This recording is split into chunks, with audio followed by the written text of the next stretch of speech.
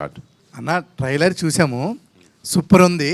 లాస్ట్లో అంటే ఈ ఏజ్డ్ క్యారెక్టర్లో మీరు ఒక డైలాగ్ చెప్తారు కదా, అది అయితే మాత్రం కేసీపీడి మామూలుగా లేదైతే. అంటే ఇప్పుడు వరకు మీరు ఆల్రెడీ చేసేసారు ఇలాంటి మీ ఏజ్ క్యారెక్టర్స్. ఇది 60s ఉన్న క్యారెక్టర్ ఎలా చేస్తారు అనుకున్నాం, కానీ సూపర్ అయితే మాత్రం నాకు చాలా బాగా నచ్చింది. Thank you so much. అంటే ఆబ్వియస్లీ కొంచెం ఛాలెంజ్గానే ఉండేది నాకు చేయడానికి.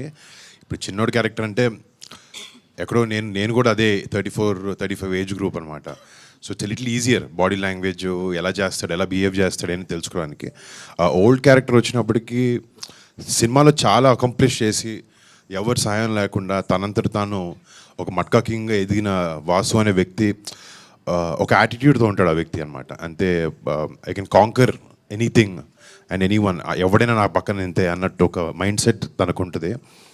అండ్ అది కరెక్ట్గా తీసుకురావడానికి వీ ట్రైడ్ అ బెస్ట్.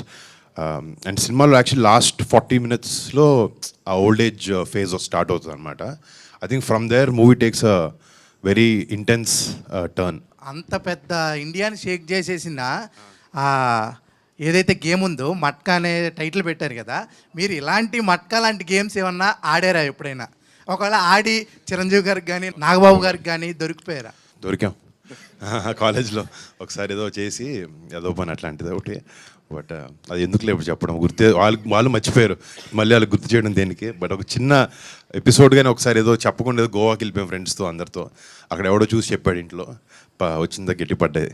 దీంట్లో 4 stages ఉన్నాయి. దీంట్లో మీరు ఎక్కువ కనెక్ట్ అయ్యి ఎక్కువ ఎగ్జైట్ అయ్యి చేసిన ఆ స్టేజ్ ఏదైనా క్యారెక్టర్ అంటే 4 different ఇవి ఉన్నాయి కదా, మీరు ఎక్కువగా కనెక్ట్ అయ్యి చేసింది అంటే ఒకే ఒకటి ఏంటంటే అసలు ఎక్కడ తగ్గకుండా తనకు కావాల్సిన గోల్ వైపు పక్కోడు మంచి బావులు మంచి చెడులు కూడా చూసుకోకుండా ఆలోచించుకోకుండా వెళ్ళే వ్యక్తి అనమాట ఈ వాసు అనేవాడు.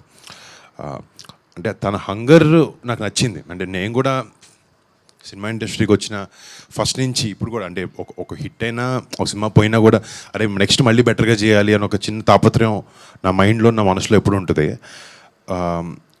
సో ఆ హంగర్ వరకే ఆ క్యారెక్టర్ని కనెక్ట్, ఆ నెవర్ గివ్ అప్ అనే ఒక కాన్సెప్ట్ వరకే. బట్ మిగతావన్నిట్లో అసలు కనెక్ట్ అవ్వకూడదు. అంటే అంత మంచోడు కాదు ఆడు. ఓల్డ్ క్యారెక్టర్ చూస్తే సేమ్ నాగబాబు గారిలో ఉన్నారన్న సేమ్. Thank you. మా నాన్నలోనే ఉంటారు కదా మరి.